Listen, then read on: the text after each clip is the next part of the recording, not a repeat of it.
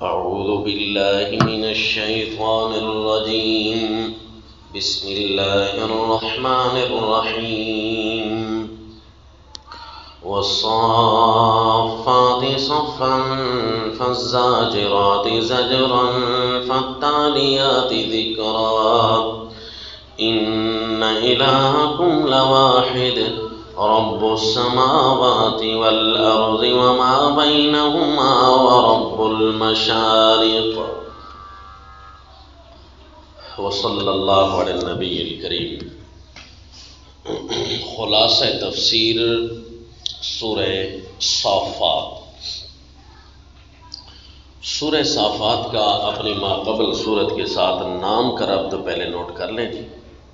سورہ یاسین میں تھا کہ یاسین قرآن گواہ ہے کہ آپ سیدھی راہ پر ہیں. اب سورہ صافات میں ہے کہ فرشتے صف بستہ الوہیت باری تعالی کا ذکر و اعلان کر رہے ہیں. اب نام کا ربط کے بعد معنوی ربط. سورہ یاسین میں تھا منکرین و مشرکین کو ڈراؤ.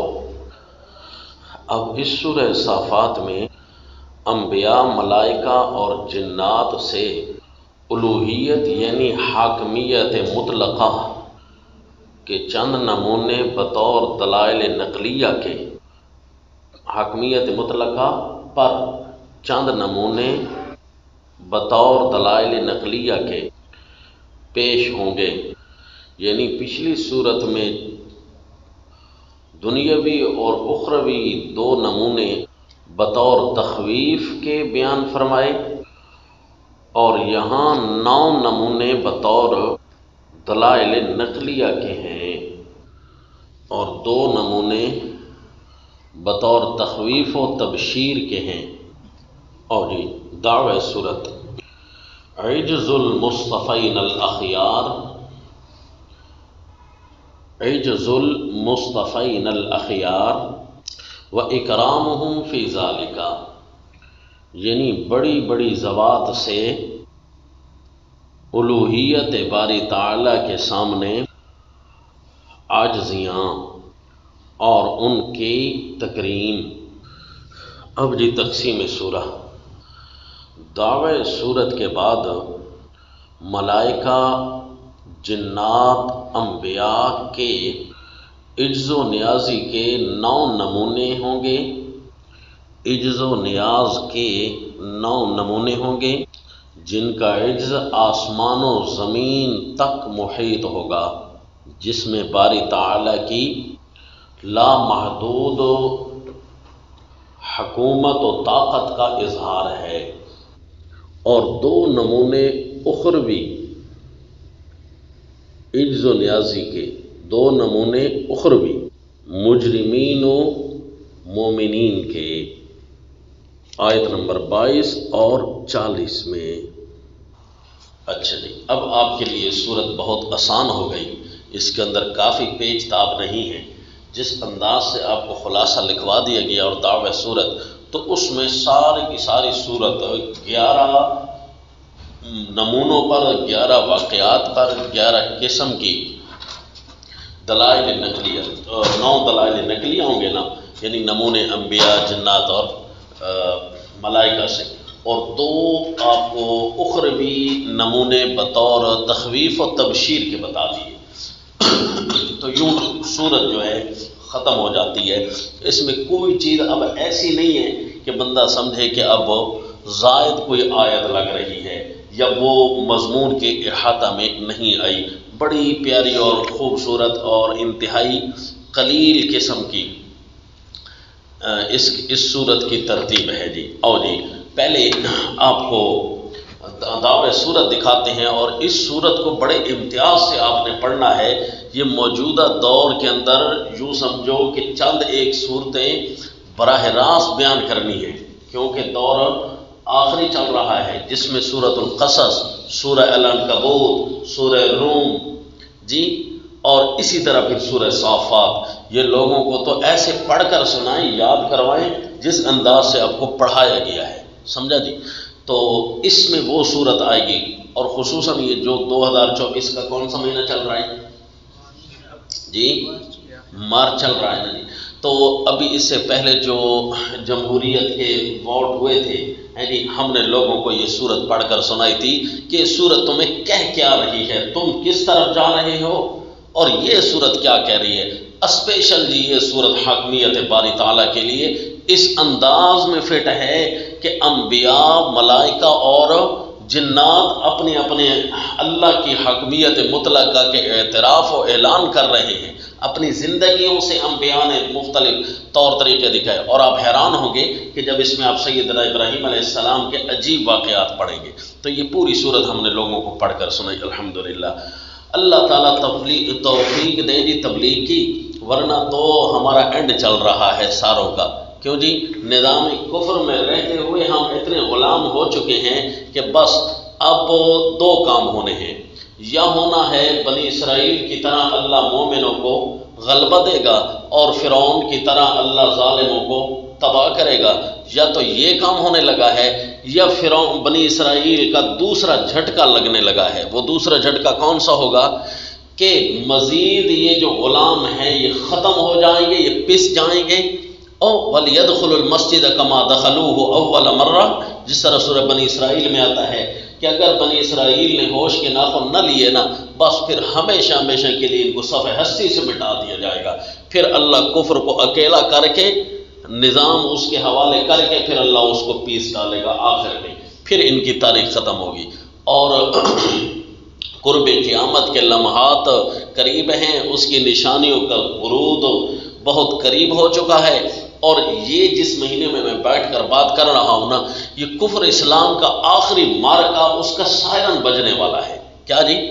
اس وقت بنی اسرائیل جو کہ حملے کر رہے ہیں، اکتوبر سے حملے انہوں نے شروع کیے ہیں مسجد اقصی پر، وہ اب حملہ کر کے انہوں نے صفائی کرنی ہے. پہلے ایمان والے کی، نام نہاد مومنین کی صفائی کرنی ہے جی. اس کے بعد انہوں نے ایک اعلان کرنا ہے، اور وہ اعلان آج نہیں تو کل، کل نہیں تو پرسوں، یہ چند دنوں کے لیے کھڑا ہوا ہے. وہ کون سا اعلان ہے جی؟ انہوں نے ذبح البقرہ کرنا ہے، یعنی ایک گائے انہوں نے ذبح کرنی ہے. گائے کا ذکر یہاں قرآن میں ہے، پیلا رنگ ان سے ذبح کرایا گیا تھا. اب پتہ نہیں وہ سرخ رنگ کیوں مانتے ہیں. ہو سکتا ہے کہ وہ سرخ رنگ اپنی تحریفات کتاب کے طور پر وہ اس رنگ کی سلیکشن کرتے ہو تاکہ قرآن والا رنگ بھی غالب نہ آئے، یا پھر کوئی خاص قسم کا اتنا گہرا پیلا ہے جو سرخی مائل لگے گا. تو اس قسم کے وہ گاؤں کی تلاش میں تھے، اور کرتے کراتے 7 گائیں انہوں نے چن لی تھی. ایسے بچھڑے جن کی وجود بالکل ٹھیک ٹھاک ہو، سالم ہو، ان میں سے 4 کی وہ سلیکشن کر چکے ہیں. اور ایک بہت بڑا انہوں نے ادارہ بنا دیا ہے جو مذبح کے طور پر استعمال ہوگا، کہ اس گائے کو آ کر وہ ماریں گے، ذبح کریں گے، جلائیں گے، کچھ کریں گے. وہ ان کی ایک اعلان ہوگا کہ ہماری یہ جو پرانی رسم ہے نا، حضرت موسیٰ علیہ السلام، حالانکہ آپ پڑھ چکے ہیں کہ حضرت سیدنا موسیٰ علیہ السلام نے انہیں ذبح کا کیوں حکم فرمایا تھا کہ الہ کو جب تک اپنے ہاتھ سے نہیں کاٹو گے تو اس کی الوہیت کی محبت تمہارے دلوں سے نہیں جائے گی. اشربوا فی قلوبہم العجل بکفرہم. لیکن انہوں نے تو اس کو تحریفات کے انداز میں بنانا ہے نا. اب وہ ذبح کریں گے جی، اور اس کے بعد انہوں نے پہلا قدم رکھ دینا ہے اور اعلان کر دینا ہے کہ اب ہم نے مسجد اقصی کی جگہ ہیکل سلیمانی تعمیر کرنا ہے جو دجال کا مرکز ہوگا. مرکز دجال وہی ہوگا، اور مسجد اقصی کو گرایا جائے گا، اور اس کے بعد دجالیات اپنا کام شروع کریں گی. اور باقی جتنے بھی لوگ ہوئے جنہوں نے اس وقت جمہوریت یا دجالیت کی گاڑی چلانے میں ذرا بھر بھی کردار ادا کیا ہے، اللہ تعالی ہمیں معاف فرمائے، تو وہ انہوں نے اگر ہوش کے ناخن نہ لیے تو یہ پستے چلے جائیں گے کیڑے مکوڑوں کی طرح. ان کو صفا کر دیا جائے گا. یہ جن کے نغمے پڑ رہے ہیں وہ ان کو پیس ڈالیں گے، ختم کر دیں گے. بچیں گے کون؟ میں نے آپ کو کہا تھا نا، اجتماعی محنت کریں گے تو اجتماعی شکل میں مومن بچیں گے، لیکن اس کے دور دور تک نشان مٹتے نظر آ رہے ہیں. اب انفرادی محنت کریں گے تو انفرادی طور پر بچیں گے. تو پھر بچیں گے کون؟ لگتا یہی ہے کہ شاید باقی علم غیب تو اللہ کے پاس ہے۔ قرآن کے نظریات آپ کے سامنے رکھ رہے ہیں کہ قرآن کی عینک لگائیں تو آپ کو یہ نظر آئے گا کہ لگتا یہ ہے کہ انفرادی حیثیت سے مومنین چیدہ چیدہ علاقوں میں بچ جائیں گے، چاہے ان کو جیلوں میں پھینک دو، چاہے ان کے ساتھ کچھ بھی کر دو، وہ اب بچیں گے جی۔ اور انہوں نے جا کر انشاءاللہ وہ کام کرنا ہے جو حسن روایات کے مطابق سیدنا مہدی جو کمانڈر ہوں گے مومنین کے، امیر المجاہدین ہوں گے، یا پھر امیر المومنین بن کر تشریف لائیں گے سیدنا عیسیٰ علیہ الصلوۃ والتسلیم، اور ان کے جھنڈے تلے یہ صف مہدی کے ممبر یا سیدنا عیسیٰ علیہ السلام کے یہ جو مجاہدین ہیں یہ جمع ہوں گے، اور انہوں نے جا کر پھر یہود و ہنود کو آخر میں کنارے پر لگانا ہے، اور ایک دفعہ اللہ کی زمین کو سیدنا عیسیٰ علیہ الصلوۃ والتسلیم آ کر بالکل پاک اور شفاف کریں گے، اور الوہیت باری تعالیٰ کا آخری سائرن بجائیں گے، اور پوری زمین پر اللہ کی حکومت کی ظاہری، باطنی تو ہے ہی صحیح، ظاہری طور پر اللہ کی طاقت کا جھنڈا لہرائیں گے جی۔ اور اس کے بعد بس پھر جو تبدیلی آئے گی اور جو رکاوٹیں آئیں گی اور جو دینداری ختم ہوگی، پھر اس کے بعد مزید وقت نہیں ہوگا سنبھلنے کا، اس کے بعد پھر قیامت ہوگی، سمجھا جی۔ تو کچھ عرصہ پہلے موضوع جہاد بیان کرتے ہوئے تقریباً 2012 کے بعد یہ ہمارے اسباق حدیث میں یا تفسیر میں رہے ہیں کہ قیامت کے وقوع میں 3 قسطیں باقی ہیں۔ کتنی قسطیں جی؟ ہم یہ کہتے تھے، اب ہماری یہ تعبیر غلط بھی ہو سکتی ہے لیکن یہ دلیل بھی ہم رکھتے تھے، وہ 3 قسطیں پوری ہو چکی ہیں۔ ایک قسط حدیث کے مطابق یہ ہے کہ جب شورش برپا ہو جائے نا ان 3 علاقوں میں، شام، عراق اور یمن، اور ایک روایت میں مصر کا لفظ ہے، کتاب الجہاد ابو داؤد شریف، تو فرمایا کہ 3 علاقوں میں کسی ایک علاقے کے مکین بن جانا، ورنہ کہیں اور نہ رہنا، باقی تو ہر جگہ کیڑے مکوڑے ہوں گے جی۔ تو ان کی حیثیت یہ ہوگی۔ تو صحابی پوچھتے ہیں اللہ کے نبی اگر ان علاقوں میں شورش برپا ہو جائے تو مجھے انہی طرف جانا ہے، تو خیر لی یا رسول اللہ، چن کر دی میں کہاں جاؤں؟ فرمایا کہ پھر تو شام چلے جانا، فَإِنَّهَا خِيرَةُ اللَّهِ فِي أَرْضِهِ، وہ اللہ تعالیٰ کی پسندیدہ زمینوں میں سے ہے، تو وہاں چلے جانا۔ اب وہاں بالکل صفایا ہے، وہاں سے تو نکالا جا رہا ہے، لیکن انشاءاللہ جو چیدہ مومنین ہوں گے، جو کفر کے لیے درد سر بنیں گے، وہ اسی طرح وہیں رہ کر پلیں گے انشاءاللہ، جس طرح کے فرعون کے گھر میں سیدنا موسیٰ علیہ السلام پلے، جتنا چاہیں یہ مار لیں، لیکن جس نے آ کر ان کے لیے درد سر بننا ہے نا، وہ وہیں پلیں گے انشاءاللہ۔ تو ہم نے سوچا کہ یہ قسط کب لگے گی؟ یہ قسط چھوٹے چھوٹے شورش تو ہر علاقوں میں ہوتے ہیں، لیکن جب ہم نے دیکھا نا دنیا کی 3 طاقتیں، چائنا، روس اور امریکہ، یہ اور ان کے پیچھے یہود، یہ جو ہے جو اجتماعی شکل میں کافر جمع ہو کر یہ ٹوٹے ہیں نا ان 3 علاقوں میں، لگتا ہے کہ یہ شورش سب سے بڑی ہے۔ اور اس کے ساتھ ہی مسجد اقصیٰ کے اندر ہیکل سلیمانی کے چرچ ہے، یہ 2012 سے شورش برپا ہوئی جی ان علاقوں کے اندر، اور خصوصاً مختلف دنیا کے وہ ممالک جہاں پر کفر کا غلبہ تھا اور مسلم اکثریت تھی، غلبہ کفر کا تھا، لیکن حکومت کفر کے ہونے کے باوجود مسلم اکثریتی علاقوں میں انہوں نے صفایا کرنا شروع کر دیا مسلمانوں کے اندر، برما، افریقہ ہے جی، مختلف علاقوں میں، اور ان 4 علاقوں میں جن کا نام لیا خصوصی طور پر شورش برپا کی گئی اور حد درجہ قتل عام کر دیا گیا۔ تو یہ تھی پہلی قسط، یہ لگ گئی۔ اب دوسری قسط کب ہوگی؟ جب سیدنا عیسیٰ علیہ الصلوۃ والتسلیم نازل ہوں گے زمین کے اوپر، یہ وقوع قیامت کی دوسری قسط لگ جائے گی، اور پھر 3 قسطیں ہیں، پھر تیسری قسط اس کے بعد لگے گی، سیدنا عیسیٰ علیہ السلام کے خلفاء بھی دنیا سے چلے جائیں گے، اور اچھائی کے بعد پھر برائی غالب آئے گی، اس کے بعد بس قیامت ہوگی۔ تو یہ ہم کس قسط میں ہیں؟ ہم قیامت کے اتنے قریب ہیں کہ جو آخری 3 قسطیں لگنی ہیں ہم اس میں ایک قسط گزار چکے ہیں، اس کے اواخر چل رہے ہیں۔ اب سیدنا عیسیٰ علیہ السلام کی آمد کے ابتدائی اعلانات شروع ہو رہے ہیں ان دنوں میں، کہ جب وہ بچھڑے کی قربانی کرنے والے ہیں اور ہیکل سلیمانی تعمیر کر کے دنیا پر پوری ایک دجالی ریاست قائم کرنے والے ہیں، تو یہ نشانات ہیں سیدنا عیسیٰ علیہ السلام کی آمد کے. تو حدیث شریف کے اشارے کے مطابق اس نے 40 دن گزارنے ہیں. اب وہ 40 دن کیسے ہوں گے؟ پہلا دن دجالی ریاست کے قیام کے کتنے دن ہوں گے جی؟ 40. پہلا دن 1 سال کے برابر، دوسرا دن 1 مہینے کے برابر، تیسرا دن 1 ہفتے کے برابر. روایت کا اشارہ تو یہی بتا رہا ہے. پھر اس کے بعد نارمل روٹین کے، اس کا مطلب ہے کوئی 1 2 سے زیادہ بھی وہ شاید اپنی دجالی ریاست کو بالکل اپنے حکم کے مطابق ہی رکھ سکیں، شاید اتنا ہی ہوگا. اور اس کے بعد اللہ کی زمین پر ایک ایسا انقلاب آئے گا کہ جس انقلاب نے اللہ کی زمین کو پاک کرنا ہے. پھر وہ دوسری قسط شروع ہو جائے گی. ہم پتہ نہیں کتنے قریب ہیں دوسری قسط کے، اور پہلی قسط کتنی زیادہ ختم ہو چکی ہے. زیادہ تو ختم ہو چکی ہے، کتنی زیادہ ختم ہو چکی ہے اس کا پتہ نہیں.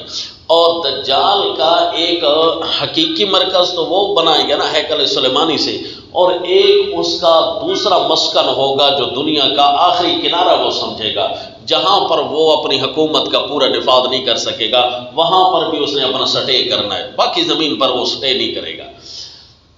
تو اس نے سٹے کہاں کرنا ہے جی؟ حرمین شریفین سے باہر. اور حرمین شریفین سے باہر بھی ایک اشارہ ایسا چل نکلا ہے کہ واقعی ایک ایسی سٹی قائم کی جا رہی ہے جس کا میں نے گزشتہ اسباق میں بھی شاید بتایا تھا. کتنے ہزار لوگ وہاں برسیں گے جی؟ 90,000 یا 90 لاکھ لوگوں کی وہ بستی قائم کی جا رہی ہے، جس کے اندر دینیات جیسے امور کی پابندی ہوگی جی. الیاذ باللہ سننے میں یوں آ رہا ہے، لیکن جس سٹی کو وہ بنا رہے ہیں نا، اس سٹی میں گاڑیاں یا موٹر سائیکلیں یہ چیزیں نہیں چلیں گی، کچھ اور چلے گا جی. تو دیکھنے والے دیکھیں گے انشاءاللہ. تو وہ دجال کا چھوٹا مرکز بنایا جا رہا ہے اور ایک بڑا مرکز. اس دوران لوگوں کو اب آخری طور پر سمجھا لو، اجتماعی طور پر تو بچنے کی صورت نظر نہیں آ رہی، البتہ انفرادی طور پر تم نے بچنا ہے. تو اس کے لیے جناب دوسری قسط لگنے سے پہلے صف دجال کا ممبر تم نے بننا ہے، یہ صف عیسیٰ علیہ الصلوۃ والتسلیم کا تم نے ممبر بننا ہے. چناؤ خود کر لو. دنیا کے جتنے بھی دھندے ہیں ان پر نظر ثانی کرو کہ کس کس امر میں تم خلاف شرع گزر رہے ہو. یہ سورہ صافات یہ حاکمیت باری تعالیٰ کے پہلا اعلان ہے، اس لیے اس میں حاکمیت کو تو مضبوط کر لو نا. یہ تو فیصلہ کر لو نا حاکمیت کس کی ہے. تم کاغذی طور پر ہمارے لوگوں نے جو ووٹ دیا ہے تو یہ تو مطلب نہیں کہ وہ کفر کو انہوں نے قبول کیا ہے، نہیں. وہ کہتے ہیں مسلمان ہیں یار، اللہ کی حکومت قائم ہوگی یار، ہم اللہ کی حکومت کے مقابلے میں کسی کو نہیں مانتے. ہم نے ووٹ اس لیے دیے ہیں تاکہ گٹر نالی محلہ یہ ٹرانسفارمر اور یہ چیزیں لگ جائیں، ہم نے لالچ کے طور پر ووٹ دیے. کوئی ہم ان کو، یہ بات تو ان کی ٹھیک ہے، لیکن ان کو کہیں آپ کو نہیں پتا کہ آپ کو یہی لالچ دلوا کر آپ سے دستخط لے رہا ہے ابلیس، کفر کے دستخط لے رہا ہے کہ اور نظام دین اسلام کے بارے میں دین شرک تم نہیں چلاؤ گے، دین اسلام کے مقابلے میں دین کفر تسلیم نہیں کر رہے، دین اسلام کے مقابلے میں دین بدعت نہیں قبول کر رہے، دین جمہوریت تو قبول کرو. حالانکہ دین اس لیے آئے لیظہرہ علی الدین کلہ، اسلام اس لیے آئے کہ ہر دین پر غالب ہو جائے. لیکن تمہیں نہیں پتا، تمہیں نالی محلہ گٹر کی لالچ میں اس نے تم سے جمہوریت پر دستخط کروائے. ووٹ دینا دستخط ہے، لہذا اس سے توبہ طیب ہو جائیے.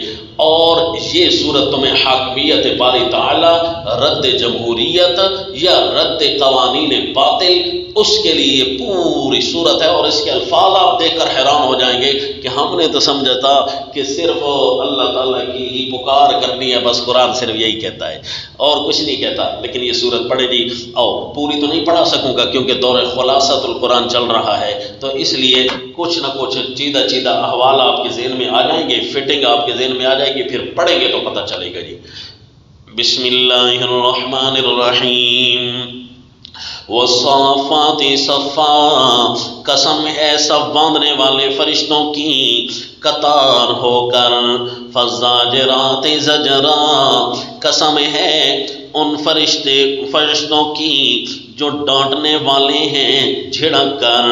فالتالیات ذکرا، قسم ہے ان ملائکہ کی جو پڑھنے والے ہیں ذکرن یاد کر کر. ان الہکم لواحد، یہ فرشتے گواہ ہیں کہ حاکم تمہارا ایک ہی ہے۔ الہکم، حاکم تمہارا ایک ہے جس کا حکم چلتا ہے، پکار میں بھی اس کا حکم چلتا ہے، قوانین میں بھی جس کا حکم چلتا ہے۔ الہ کا معنی ہم پکار کے لائق کرتے ہیں مشرک معاشروں میں، لیکن یہ آدھا معنی ہے، پورا معنی کیا ہے کہ حاکم ہونا، اور حاکم اس کا حکم پکار میں بھی چلتا ہے، اس کا حکم قوانین اور دنیا کے انتظام میں بھی چلتا ہے۔ لہذا یہ ابتداً فرشتوں کی قسمیں کھائی گئی۔ قسم جب بڑا کوئی کھاتا ہے نا، اس کا یہ مطلب نہیں ہوتا کہ میں جس کی قسم کھا رہا ہوں یہ میرے اوپر عظیم ہے، بلکہ اس کی دلیل ہوتی ہے کہ یہ گواہیں، ان کی گواہی تو نوٹ کر لو، یہ اللہ تعالیٰ نے قسم بطور شاہد کے لی ہے، جتنی بھی قرآن میں قسم ہے بطور شاہد کے ہیں، تو یعنی فرشتے گواہ ہیں۔ اب دیکھو میں نے کہا نا، آسمان و زمین کی لامحدود حکومت کا تذکرہ ہوگا اس صورت کے اندر کہ الوہیت لامحدود اللہ تعالیٰ کی، حاکم مطلق آسمان کہ والصافات صفا، آسمانوں کے فرشتے، زمین کے فرشتے، کتنی کتنی خلا کے اندر پلینٹ ہیں، کتنی جگہوں پر فرشتے ہیں، یہ تو اللہ کو پتہ ہے، سارے سب باندھ کر کیا کر رہے ہیں، اللہ کے حضور کھڑے ہوئے ہیں۔ تو یہ عجز و نیازی ہوتی ہے نا، ان کی یہ حالت گواہ ہے۔ فالزاجرات زجرا، ڈانٹنے والے ہیں جھڑک کر، یعنی کچھ ایسے فرشتے بھی اللہ نے لگائے ہیں جو کہ صرف اور صرف سیکیورٹی کا انتظام کرتی ہیں، بادلوں کو جھڑکنا، شیاطین کو جھڑکنا، اور اسی طرح پورے دنیا کے نظام کو اور مشرکین و کفار کی ارواح کو سختی سے نکالنا، جنوں کی روحیں وغیرہ وغیرہ۔ یہ فرشتوں کی حالت گواہ ہے کہ کسی ایک کا حکم نافذ کرنے پر لگے ہوئے جی۔ فالتالیات ذکرا، اور فرشتے ایسے ہیں جن کا صرف کام یہ ہے، جب سے پیدا کیا نا اللہ نے ان کو، وہ اللہ کے ذکر میں، اللہ کی حمد و ثنا میں لگے ہوئے ہیں۔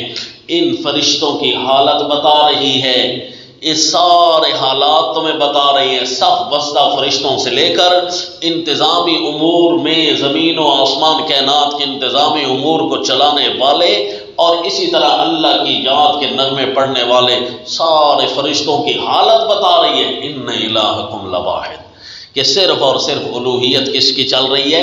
ایک اللہ کی۔ اور جی تو واقعی یہ اللہ تعالیٰ کوئی بطور زبردستی ان پر غالب نہیں ہوا، بلکہ رب السماوات والارض وما بینہما ورب المشارق، یہ فرشتوں کے احوال میں پہلا نمونہ پیش ہو رہا ہے جی۔ رب السماوات والارض، کیونکہ وہ رب ہے آسمانوں کا اور زمین کا اور جو کچھ اس میں ہے، وہ رب المشارق، ساری مشرقوں کا وہ اللہ رب ہے۔ یہاں رب المغارب کا تذکرہ نہیں آیا، دیکھو جی، کیونکہ مغرب میں کیا ہوتا ہے، ایک چیز گم ہو جاتی ہے۔ ابھی تو اللہ نے اپنی حکومت کا دائرہ دکھانا ہے کہ دیکھو جو چیزیں واضح ہیں، مشارق کا، روزانہ کی مشرق الگ الگ ہے، اس لیے جمع بولا، حالانکہ رب المشرقین بھی ہے قرآن میں، رب المشرق بھی ہے۔ رب المشرق ایک سمت کو پورا لے لیا جاتا ہے، رب المشرقین یعنی گرمی اور سردیوں کی دو سمتوں کو لے لیا جاتا ہے، سورج ادھر سے نکلتا ہے پھر ادھر سے نکلتا ہے۔ اچھا جی، اور روزانہ کی نئی نئی مشرق ہے، اس اعتبار سے رب المشارق بھی ہے، روزانہ نئی جگہ سے سورج طلوع ہوتا ہے، تو یوں جو ہے رب المشارق ہے۔ تو یہ روزانہ اس سورج کا نکلنا یہ گواہی دے رہا ہے کہ میں بھی کسی کا تابع ہوں، میں بھی کسی کا محکوم ہوں، وہ کسی کے حاکمیت کے نغمے گا رہا ہے۔ اور جی یہ فرشتوں کے احوال بتا دیے۔ اب دوسرا نمونہ جنوں کا، جن کتنے طاقتور ہیں، ان کا عجز بھی تمہیں یہ بتائے گا کہ حاکم کوئی اور ہے، حکومت ان کی بھی نہیں چلتی۔ ابلیس سمجھتا ہے دنیا کا میں حاکم ہوں، جھوٹ کے طور پر، اندر سے تو بے ایمان واقف ہے نا، لیکن دنیا میں کہتا ہے حکمرانی صرف میری ہے۔ اب کیوں جی آسمان پر بیٹھ جاتے ہیں، زمین پر چلے جاتے ہیں، اور 500 سال کی مسافت ہم چٹکی میں طے کر لیتے ہیں، اور بڑے سے بڑے جنات ہیں، تو ان کی حالات اللہ دکھا رہے ہیں۔ یہ دیکھو، لا انا زینا السماء الدنیا بزینۃ الکواکب وحفظا من کل شیطان مارد۔ الوعید لا يسمعون إلى الملأ الأعلى ويقذفون من كل جانب دحورا ولهم عذاب واصب۔ شیطان اتنے طاقتور ہیں، جنات اتنے طاقتور ہیں کہ یہ آسمان پر بیٹھ کر باتیں سننے لگتے ہیں تو اللہ تعالیٰ کا سیکورٹی انتظام اس سے بھی زیادہ تیز ہے۔ کیا جی کہ لا یسمعون الی الملأ الاعلی، اللہ نے ایسے کواکب بنائے ہیں آسمان دنیا پر کہ جو ہر مارد سرکش شیطان کی مار کرتے ہیں، وہ سرکش شیطان اپنی سرکشی کو ہر جگہ نہیں پھیلا سکتے تاکہ اللہ کی حکومت میں بھی دخل دے دیں۔ نانا ان کی سرکشی یہاں زیرو ہو جاتی ہے۔ لا یسمعون الی الملأ الاعلی، ملأ اعلیٰ سے کوئی سننا نہیں سکتے، بلکہ ان کو ہر جگہ سے دحورا بھگایا جاتا ہے، من کل جانب ولہم عذاب واصب، ان پر مار ہے ہمیشہ کو، ولہم عذاب واصب، ان پر مار ہے ہمیشہ کو۔ یہ ہمیشہ سیکیورٹی سسٹم اللہ نے ایسا آن کر دیا ہے کہ جیسے جنات میں سے کوئی جاتا ہے نا تو ڈائریکٹلی آٹومیٹک آن ہو جاتا ہے وہ سسٹم، اور پورے شہاب ثاقب بن کر ان کو بھگاتے ہیں۔ تو بھاگتے ہوئے اگر کوئی شیطان اچک لیتا ہے اور اچک کر اس کو تو لگنے لگتی ہے، اور کہیں دوسرے کو جا کر وہ بتانے کے لیے کہ ابھی مجھے تو لگ جائے گی یا ہو سکتا ہے میں نکل جاؤں، میں دوسرے کو تو بتا دوں گا، یہ کوئی اچکنے لگے نا شیطان، پھر اس کا کیا حشر ہوتا ہے؟ الا من خطف الخطفۃ، اگر اچک لے شیطان کوئی بات، وہ کیا بات اچکے گا جی؟ شیطان یہ فرشتوں کی گفتگو میں سے کسی بات کو اچک لے جی، کہ فرشتے کوئی گفتگو کر رہے ہیں، اس قسم کے احوال پیش ہو رہے ہیں تاکہ میں دنیا میں کہیں بارش آنی ہے جی، کسی پر موت آنی ہے، یہاں کوئی زمین کے بڑے حصے پر عذاب آنے لگا ہے، اس قسم کی باتیں اگر کوئی اچک لیتا ہے نا تو فَأَتْبَعَهُ شِهَابٌ ثَاقِبٌ، اس کے پیچھے لگتا ہے انگارہ چمکتا ہوا۔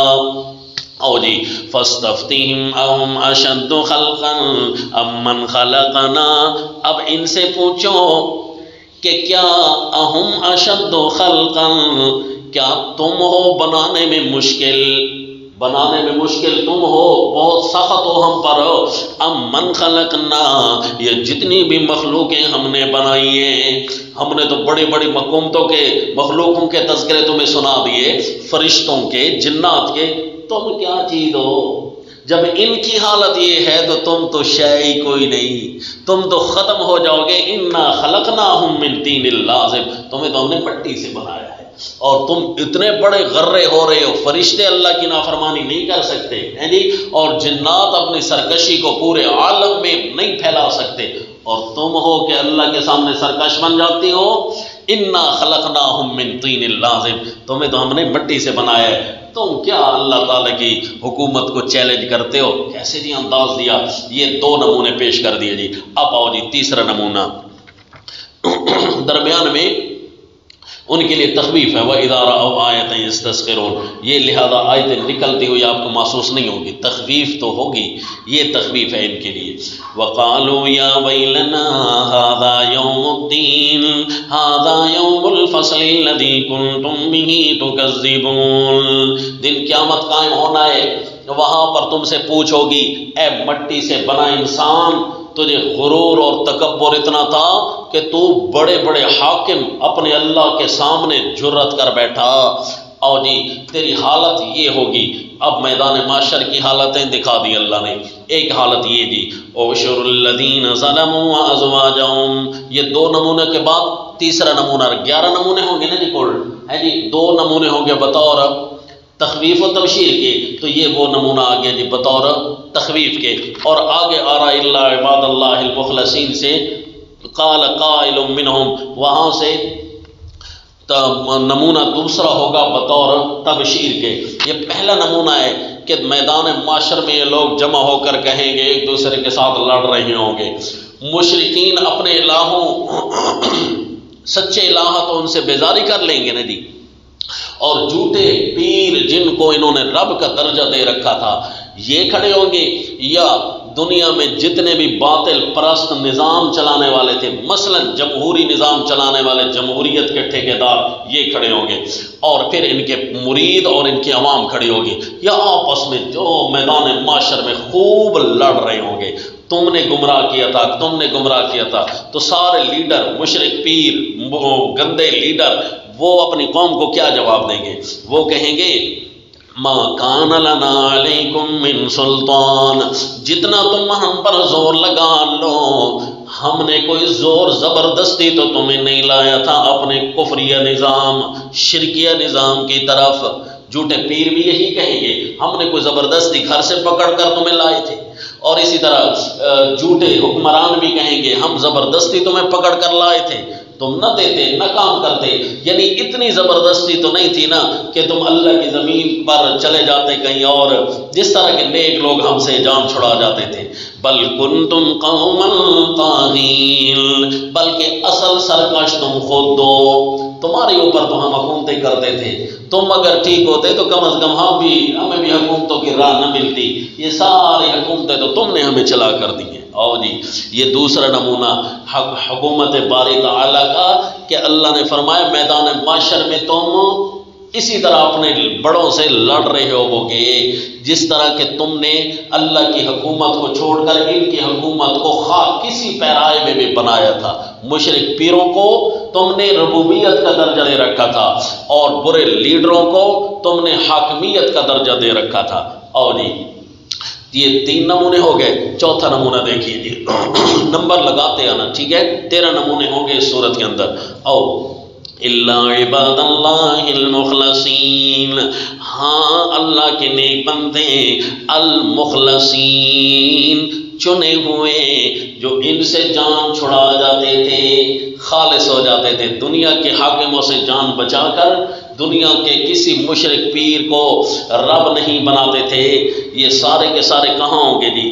ان کے لیے اللہ نے تبشیر اور بشارت دی، اور بشارت دے کر پھر ان کا یہ واقعہ بیان کیا کہ یار دنیا میں میرا ایک تھا کہنے والا، انی کان لی کرین یقول انک لمن المصدقین، آیت نمبر 52، وہ مجھے کہتا تھا، دنیا میں میرا ایک ہم نشین بھی ہوا کرتا تھا جو مجھے کہتا تھا تم میں تو سچا نہیں ہونا، وہ اپنے آپ کو سچا، مشرک کہتے ہیں اپنے آپ کو سب سے بڑا سچا، اور دنیا کے لوگوں دینداروں کو کہتے ہیں بس ٹھیک تو صرف ہم ہیں، تم غلطی پر ہو، اِنَّكَ لَمِنَ الْمُصَدِّقِينَ، ایسے انداز میں میرے ساتھ گفتگو کرتا کہ مجھے شک ہونے لگتا، میرے اندر یہ شک ڈالنے کی کوشش کرتا کہ واقعی بھائی سچے یہ ہیں، جھوٹے ہم ہیں، تاللہ ان کے تردین، آگے آ رہا ہے نا کہ اللہ کی قسم اتنا تو نے زور لگایا تھا کہ تو مجھے مرتد بنا دیتا، تو مجھے ڈالنے لگا تھا گڑھے میں،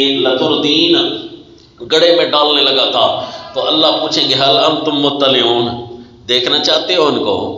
جنتیوں کو تو اللہ پوچھیں گے دیکھنا چاہتے ہیں ان کو؟ جی سورہ صاد میں آ رہا ہے کہ جہنمی بھی اسی طرح کہیں گے نا، ما لنا لا نرى رجالا كنا نعدهم من الاشرار، وہ بندے کہاں گئے؟ جہنم میں ہمیں نظر نہیں آ رہے۔ جنتی جنت میں بیٹھ کر گا رہا ہوگا، وہ سچے جنت میں نظر نہیں آ رہے جو وہ دنیا میں اپنے سچائی کے دعوے کرتے تھے، ان کو تو پھر جنت میں ہونا چاہیے تھا۔ تو اللہ مشرکوں کو نہیں فرمائیں گے کہ اچھا تمہیں دکھاؤں وہ کہاں ہیں، صرف اتنا اللہ فرمائیں گے انہم کان فریق من عبادی انی جزیتہم اليوم بما صبروا انہم هم الفائزون، وہ تو آج کامیاب ہیں، دکھایا نہیں ہے اللہ نے ان کو۔ البتہ جب جنتی کہیں گے نا اللہ کہاں ہیں، پھر اللہ کہیں گے اچھا رابطہ کروا دوں، دکھا دوں، تو یہ جنتیوں کے اعزاز میں رابطہ ہوگا، تب جا کر جہنمی دیکھیں گے، کیونکہ کہا تو جنتی نے ہے نا، حل انتم مطلعون، اللہ پوچھیں گے دیکھنا چاہتے ہو؟ قال فطلع فرآہ فی سواء الجحیم، دیکھے گا جہنم کے اندر پڑا ہوگا تو یہ مومن کہے گا تاللہ ان کی طرح تردین، قریب میرا ہم نشین، میرا کولیگ، میرا ہمسایہ، میرا پڑوسی، میرا رشتہ دار، تو چاہ کہتا تھا قریب تھا کہ تم مجھے بھی گڑھے میں ڈال دیتا، لولا نعمت ربی لکنت من المحضرین، اگر نہ ہوتی میرے رب کی نعمت اور میرے رب کا فضل تو البتہ آج میں بھی ہوتا گرفتار لوگوں میں سے۔ میرے اوپر میرے رب کی نعمت آئی تھی، وہ سب سے بڑی نعمت کیا تھی جی؟ قرآن سب سے بڑی نعمت ہے جو پچھلی صورت میں ذکر ہو گیا، یاسین والقرآن الحکیم انک لمن المرسلین علی صراط مستقیم۔ میں نے اس نعمت کو شکر قبول کر رکھا تھا۔ جب بھی کوئی بات کرتا تو میں پہلے قرآن سے پوچھتا کہ اس بات کو ہیرو بنانا ہے یا زیرو بنانا ہے، تو مجھے قرآن رہنمائی کرتا، لولا نعمت ربی لکنت من المحضرین۔ اور جی اللہ فرماتے ہیں ان ھذا لہو الفوز العظیم، یہ نمونہ نمبر 4، یہ 4 ہو گئے جی۔ اور جی اب اس کے بعد پھر جہنمی کے لیے وہ عذاب کا ذکر ہے۔ میدان معاشر میں ان کے جھگڑا اور جنتی کا اعزاز اور اس کی باتیں ذکر کر کے پھر جہنمی کے لیے اس کا انجام بتایا۔ اس سے کیا لگا کہ یہ جتنے بھی لوگ ہیں حقیقی میں مصطفیٰ ہوں یا دنیا میں مصطفیٰ بن کر رہے ہوں، اعجز المصطفین، ان لوگوں کی عاجزیاں ہیں، اخیار کی بھی عاجزیاں ہیں، ان کی بھی عاجزیاں ہیں جو دنیا میں دعویٰ رکھتے تھے مصطفیٰ ہونے کا لیکن تھے نہیں، اور جو حقیقی مصطفیٰ تھے وہ اخیار لوگ تھے، ان کی بھی عاجزیاں ہیں۔ یہ 4 قسم کے آپ نے عاجزیاں دیکھ لی۔ اب آئی جی پہلا واقعہ، وَلَقَدْ نَادَانَا نُوحٌ فَلَنِعْمَ الْمُجِيبُونَ، یہ انبیاء کا پہلا واقعہ، ورنہ تو ویسے نمونے کے طور پر نمبر کون سا لگے گا؟ 5واں۔ یہ حضرت نوح علیہ السلام کا واقعہ اور اس کے الفاظ ذرا آپ نوٹ کریں، پھر دعوے صورت آپ کو حیران کر دے گا۔ دیکھو جی وَلَقَدْ نَادَانَا نُوحٌ، حضرت نوح علیہ السلام کی بات کو ندا سے شروع کیا، ارسلنا نوحًا، دعوت سے شروع نہیں کیا، اپنی دعا سے شروع کیا، ہمیں دعا دی، وَنَجَّيْنَاهُ وَأَهْلَهُ مِنَ الْكَرْبِ الْعَظِيمِ، 950 سال باقی رہنے والے پیغمبر۔ نیند تو نہیں آ رہی؟ ہوشیار ہو کر بیٹھو، یہ صورت آپ نے نافذ کرنی ہے، سمجھ آگے کہ نہیں؟ ہاں، حضرت نوح علیہ السلام نے ہمیں ندا دی 950 سال رہ کر، اے اللہ اب کافر اپنے زور پر پورا آ چکے ہیں، اے اللہ اب ان کو لگام ڈالنے والا اور کوئی بھی نہیں ہے، اے اللہ حاکم مطلق اب تو ہے۔ فَنَجَّيْنَاهُ وَأَهْلَهُ مِنَ الْكَرْبِ الْعَظِيمِ، پھر ہم نے ان کو نجات دی۔ کیسی نجات دی؟ ایسے نبی کا چناؤ کیا جس کے اوپر اللہ تعالیٰ نے نجات کا ایسا غلبہ بھیجا تھا کہ اس کا غلبہ پوری زمین پر حاوی ہوا تھا۔ کیا جی؟ کہ پوری زمین پر اللہ نے پانی ہی پانی بھیج دیا تھا۔ کتنے حصوں پر آیا تھا، کہاں کہاں آیا تھا؟ البتہ قرآن یہی کہتا ہے کہ زمین بھی پانی ابل رہی تھی اور آسمان بھی پانی ابل رہا تھا، اور جو ہے پہاڑ تک اس کی موجیں جا رہی تھی۔ وَاسْتَوَتْ عَلَى الْجُودِ، کشتی پہاڑ کے ساتھ جا کر ٹھہرتی تھی۔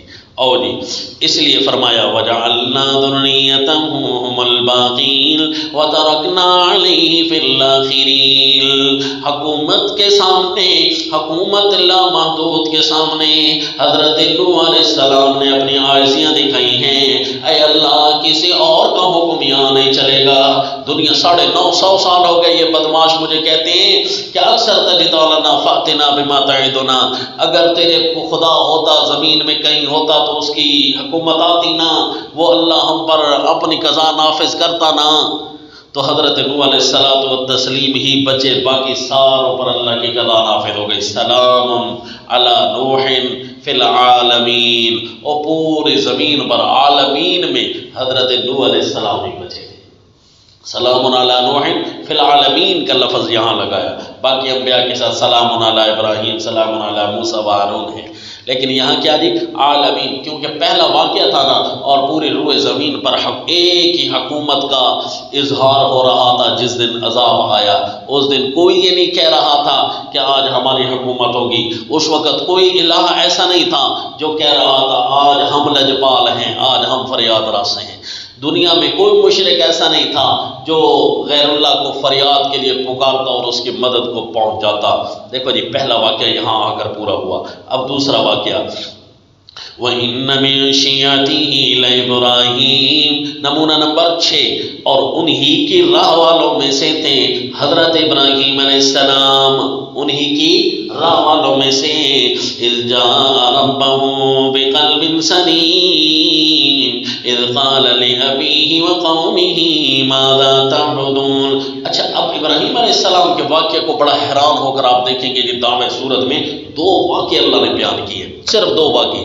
پہلا واقعہ وہ جہاں انہوں نے ان کے الہ خانے میں گھس کر الہوں کو توڑا تھا، لیکن اس کے بعد جو کیا ہوا وہ واقعہ اللہ نے نہیں بیان فرمایا، وہ سورہ الانبیاء میں ہو چکا ہے کہ توڑنے کے بعد کیا واقعہ پیش آیا، وہ سورہ الانبیاء میں گزر چکا ہے۔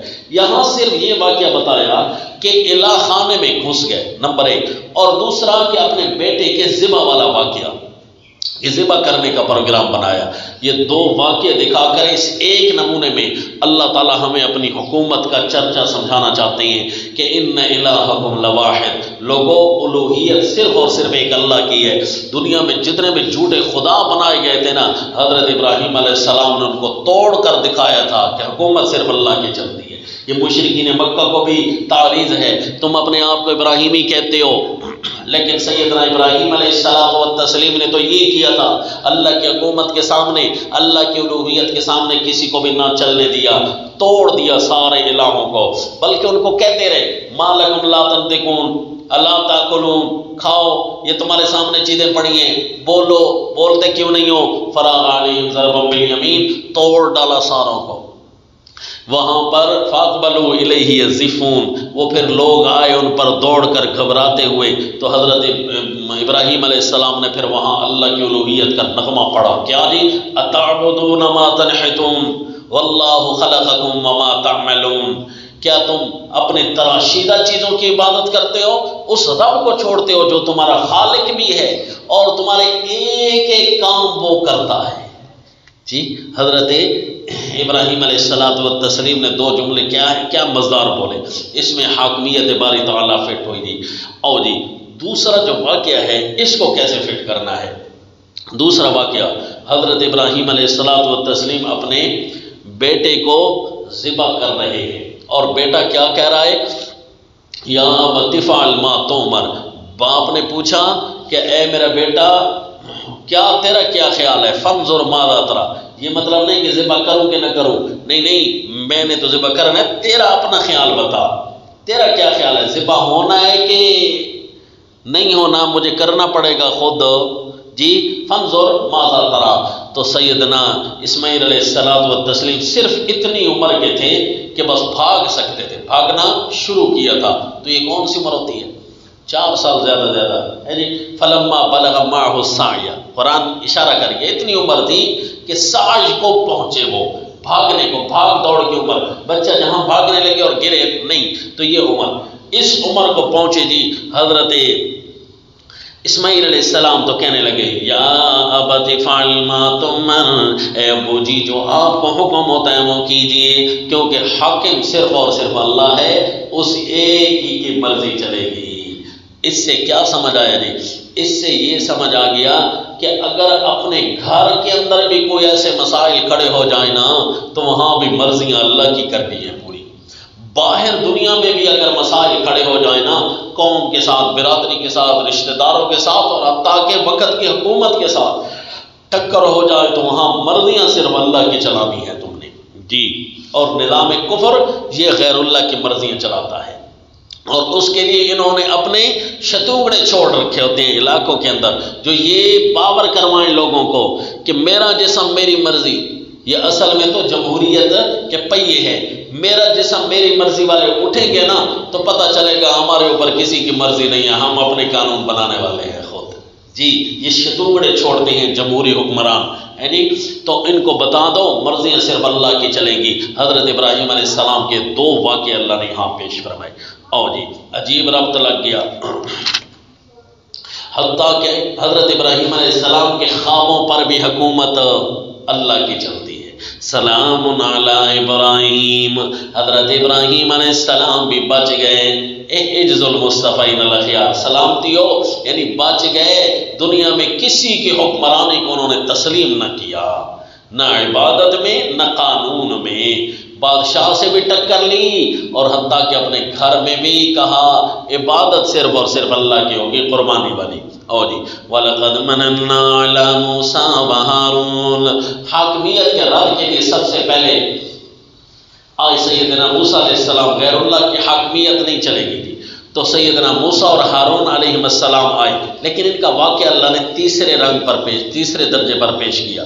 حالانکہ حضرت ابراہیم علیہ السلام والتسلیم کا ذکر ان کے حضرت ابراہیم علیہ السلام والتسلیم کے ذکر کے بعد ان کا کیا، پہلے حضرت نوح علیہ السلام، کیوں جی حضرت نوح علیہ السلام سے ہی زمین کے اندر شرک شروع ہوا تھا، تو وہ شرک کی تردید کے لیے تشریف لائے تھے، اور پھر اس کے بعد حضرت ابراہیم علیہ السلام والتسلیم تشریف لائے تھے، ان نے گھریلو نظام تک کو اللہ کے حضور پیش کیا۔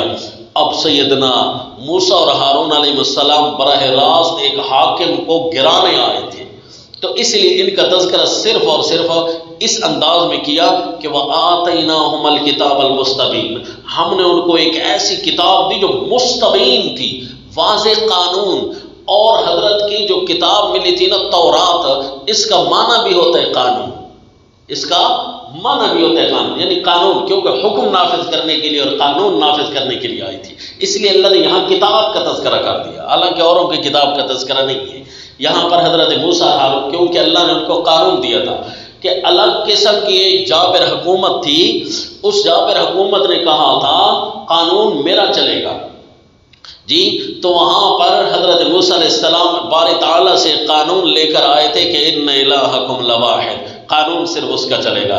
یہ کون سا جی واقعہ ہے؟ نمونہ نمبر 7، کیسا عجیب نمونہ ہے جی، اور جی وَإِنَّ إِلْيَاسَ لَمِنَ الْمُرْسَلِينَ إِذْ قَالَ لِقَوْمِهِ أَلَا تَتَّقُونَ، نمونہ نمبر 8، حضرت الیاس علیہ السلام والتسلیم۔ اب ذرا اس واقعے کو تھوڑا فٹ کرنا ہے، أَتَدْعُونَ بَعْلًا وَتَذَرُونَ أَحْسَنَ الْخَالِقِينَ، حالانکہ حضرت نوح علیہ السلام بھی دعوت یہی دینے آئے تھے کہ بتوں کی عبادت نہ کرو، لیکن ان کے واقعے کو نمونہ اس چیز کا نہیں بنایا، بلکہ اس چیز کا نمونہ بنایا کہ اے اللہ اب اشرار کا غلبہ ہو گیا ہے، میری مدد کر، یہاں کوئی اور اپنی مرضی چلانے لگا ہے، اور دعوت حضرت الیاس علیہ السلام سے دکھائی اللہ نے، کیوں جی کہ سب سے بڑا دنیا میں بت انہوں نے بنایا تھا، تاریخ کے اوراق میں ملتا ہے، لوگوں کے ذہنوں میں جو بات ہوتی ہے نا قرآن اسی کو کریتا ہے جی۔ سب سے بڑا پہلا شرک تو حضرت نوح علیہ السلام کے دور میں شروع ہوا تھا، لیکن سب سے بڑا شرک جو ہے یہ قوم الیاس نے کیا تھا، کیا جی کہ انہوں نے اتنا بڑا بت بنایا تھا جس کی تاریخ میں مثال نہیں ملتی، اتنا بڑا، ٹنوں کے ٹن اس پر سونا سجایا جاتا تھا، ٹنوں کے ٹن، اور ہیرے جواہرات اس کے علاوہ تھے، پورا کا پورا پہاڑ جتنے خدا انہوں نے بنا رکھا تھا، اس لیے اللہ نے ان کے واقعے کا چناؤ کیا۔ دیکھو الوہیت ایک اللہ کی چلتی ہے، جتنا بڑا بھی تم یہ بت تراش لو نا یہ کچھ بھی نہیں ہے، اس لیے جی اب یہ ربط لگ گیا، اشکال حل ہوا کہ اللہ نے یہ واقعہ یہاں کیوں بیان فرمایا، اتدعون بعلا وتذرون احسن الخالقین، تم بال نامی بت کو پکارتے ہو اور چھوڑتے ہو احسن الخالقین، سب سے بہتر بنانے والے کو۔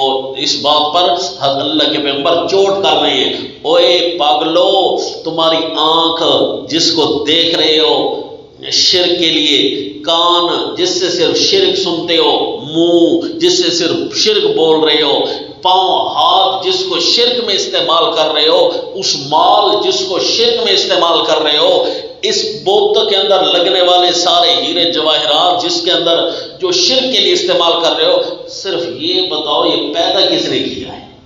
یہ ساری چیزیں پیدا تو اللہ نے کی ہیں، مانگوی چیز لے کر غیر اللہ کے لیے استعمال کر رہے ہو، اس کی اپنی چیزیں لو نا، غیر اللہ کے لیے وہ چیز استعمال کرو جو اس کی ہو۔ تو حضرت الیاس علیہ السلام والتسلیم نے خوب ان کا آپریشن کیا جی، سلام علی الیاسین، ان کے دو نام ہیں الیاس اور الیاسین، سلام علی الیاسین، الیاس پر ہو سلامتیاں ہی سلامتیاں، وہ بچ گئے۔ اِنَّا كَذَلِكَ نَجْزِي الْمُحْسِنِينَ۔ اب بھائی تذکرہ پورا ہو چکا تھا، انبیاء اپنے اللہ کی حکمرانی کو زمین پر نافذ کرنے آئے، نہ بدماشوں کی حکمرانی چلی، نہ جھوٹے حاکموں کی چلی، نہ مشرکوں کے معبودوں کی چلی، ہے جی، نہ کسی کا قانون چلا، نہ کسی کے گھر میں حکومت غیر اللہ کی رہی، نہ باہر رہی، ختم ہو گئے سارے تذکرے۔ کیا ثابت ہوا؟ اللہ کا ہی نظام چلتا ہے۔ فرشتوں، جنات، جنت کے میدان معاشر کے تذکرے، جنت میں پہنچ کر تذکرے کس کے ہو رہے ہیں؟ اِنَّ إِلَٰهَكُمْ لَوَاحِدٌ۔ اب تذکرے پورے ہو چکے تھے، لیکن اللہ نے حضرت یونس علیہ السلام کا واقعہ آخری دفعہ چھیڑا کہ ایک ایسی جگہ بھی ہے دنیا میں لوگوں جہاں پر فریاد رس نام کا بھی کوئی نہیں تھا۔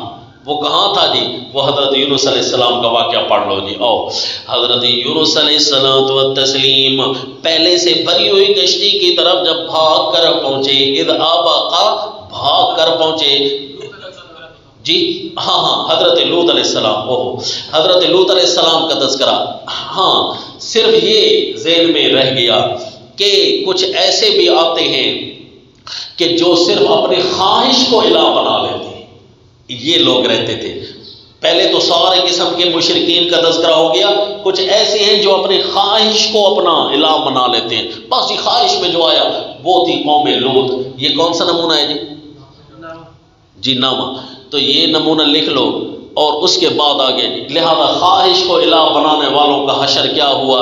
وَإِنَّكُمْ لَتَمُرُّونَ عَلَيْهِمْ مُصْبِحِينَ وَبِاللَّيْلِ، صبح شام تم اس پر پھر رہے ہو۔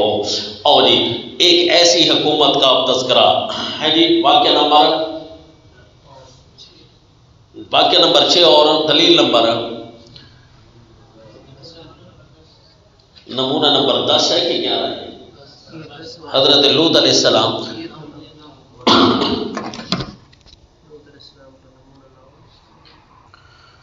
حضرت یونس علیہ السلام و تسلیم کا واقعہ پیش کر دیا کہ جہاں اور کوئی نہیں پہنچ سکتا تھا، بھری ہوئی کشتی میں پہنچے، اشارہ کر دیا کہ وہ اصل میں ڈوبنے کیوں لگی تھی کہ بھری ہوئی تو تھی لیکن آبا کا وہ بھاگ کر گئے تھے۔ آپ ایک غلام سے تعبیر کیا کہ ایک غلام ایسا جو اپنے آقا سے بھاگا ہوا ہو۔ حضرت یونس علیہ السلام و تسلیم نے اگرچہ اجتہاد کیا، ظنون ذہب مغاضبا، سورہ الانبیاء میں ذکر پڑھ چکے، اور اجتہاد بھی ٹھیک تھا، لیکن یارانے میں تھوڑی کمی آ گئی تھی کہ بس انتظار کر دینا، نکلنا تو ابھی تھا، بس ٹھیک ہے اللہ کے اے میرے پیغمبر آپ ہجرت شروع کریں، بس اجتہاد کر لیا کہ واقعی اللہ کا حکم آ چکا ہے گویا کہ بس چل پڑے، صرف چند لمحے انتظار رہ گیا اور اللہ نے اس کو ابق سے تعبیر کیا، آپ ایک غلام سے تعبیر کیا، بھاگنے والا۔ تو چونکہ وہ ہماری حکومت سے حقیقتاً تو نہیں نکلے لیکن اپنے خیال میں یہ ان کا تھا کہ اب اللہ کی مرضی یہی ہے، نہیں میری مرضی کچھ اور تھی، تو وہاں پر ہم نے ان پر امتحان ڈال دیا۔ دیکھا کیسا نمونہ تھا، اتنی بھی الوہیت کے اندر کسی کو وہمی طور پر بھی خیال نہ آئے کہ اللہ کی مرضی کے خلاف کچھ ہونا ہے۔ اللہ کے پیغمبر نے کوئی حقیقتاً اللہ کی حکومت سے اعراض نہیں کیا تھا، لیکن فظنّ ان لن نقدر علیہ، اور خیال کیا کیا جی کہ اب ہم ان پر کوئی تنگی نہیں ڈالیں گے، آ گئی جی، یہاں بھی اپنی مرضی اللہ نے دکھا دی اور الفاظ بھی وہی لگا دیے، فَالْتَقَمَهُ الْحُوتُ وَهُوَ مُلِيمٌ فَلَوْلَا أَنَّهُ كَانَ مِنَ الْمُسَبِّحِينَ لَلَبِثَ فِي بَطْنِهِ إِلَىٰ يَوْمِ يُبْعَثُونَ۔ اور جی اگر یہ ہماری پاکیاں بیان کرنے والے نہ ہوتے، کمی پوری کر دی حضرت یونس علیہ السلام و تسلیم نے، تعلق میں، خصوصی تعلق میں بھی کمی نہیں ہوئی، لیکن خصوصی یارانے میں جو کمی آنے لگی تھی نا، اور صرف انتظار کے حکم کی، اس حکم کے نغمے پھر پڑے اور مچھلی کے پیٹ کے اندر کیا جی، اے اللہ مچھلی کے پیٹ میں بھی حکم چلانے والا کوئی نہیں ہے، یہاں تو ہے، پانیوں کے اندر بھی تیری قضا نافذ ہے، تیری الوہیت نافذ ہے، میرے اس مچھلی کے پیٹ میں بھی فریاد رسی کرنے والا کوئی نہیں ہے۔ لَلَبِثَ فِي بَطْنِهِ إِلَىٰ يَوْمِ يُبْعَثُونَ، اگر وہ یوں پاکیاں نہ بیان کرتے ہمیشہ کے لیے قیامت کے دن تک مچھلی کے پیٹ میں رہتے، لیکن انہوں نے پاکیاں بیان کی، پھر میں اللہ نے اپنا حکم کا نیا عروج ان پر کیا کہ وَأَنبَتْنَا عَلَيْهِ شَجَرَةً مِّن يَقْطِينٍ وَأَرْسَلْنَاهُ إِلَىٰ مِائَةِ أَلْفٍ أَوْ يَزِيدُونَ فآمنوا، پھر 1,00,000 سے زیادہ لوگوں کے سامنے اللہ تعالیٰ کے حکومت کا اعتراف کروایا. ان الہکم لواحد. یہ واقعہ اب ختم ہوا جی. 9 اور 2 11 نمونے پورے ہوئے. کس چیز کا؟ کہ اللہ تمہارا حاکم مطلق ہے. اب جو دوبارہ سے آخری رکوع کے اندر اللہ تعالیٰ تینوں قسم کے تذکروں کا ایک اعادہ کریں گے بطور سوالوں کے جواب یا بطور اعتراض کے.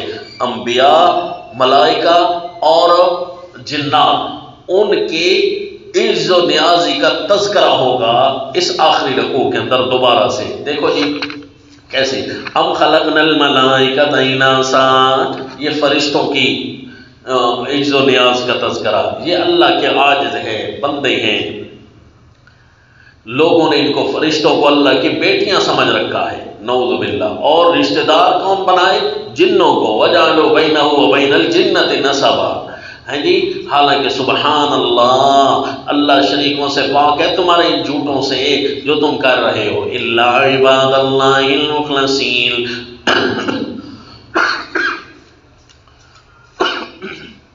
ہاں جو میرے مخلص بندے ہیں، نیک لوگوں کو تم نے جو الہ بنا رکھا ہے، وہ تو خود کہہ رہے ہیں انا لنحن الصافون وانا لنحن المسبحون. وہ تو خود کہہ رہے ہیں اللہ کے بندے یا فرشتے ہوتے ہیں یا اللہ کے بندے انبیاء ہوتے ہیں. عبد غلام کو کہتے ہیں. یہ انسان پر ہی صرف اطلاق نہیں ہوتا بلکہ فرشتوں پر بھی اطلاق ہوتا ہے. اب انبیاء کا واقعہ. وَلَقَدْ سَبَقَتْ كَلِمَتُنَا لِعِبَادِنَا الْمُرْسَلِينَ. کچھ انبیاء کے واقعات ہم نے تمہیں سنائے اور بہت سارے انبیاء. سبقت کلمتنا، لفظ سننا، پہلے ہو چکا ہمارا حکم اپنے بندوں کے حق میں جو رسول تھے. وہاں پر جو ہمارا حکم نافذ ہوا نا وہ پہلے ہو چکا تھا. حکم اللہ کا ہی چلتا ہے. ان الہکم لواحد. اور جی پھر آخری آیت میں اللہ نے ہر قسم کے مشرکین سے برات کا اعلان کروایا کہ سبحان ربک رب العزت عما یصفون وسلام علی المرسلین والحمد للہ رب العالمین.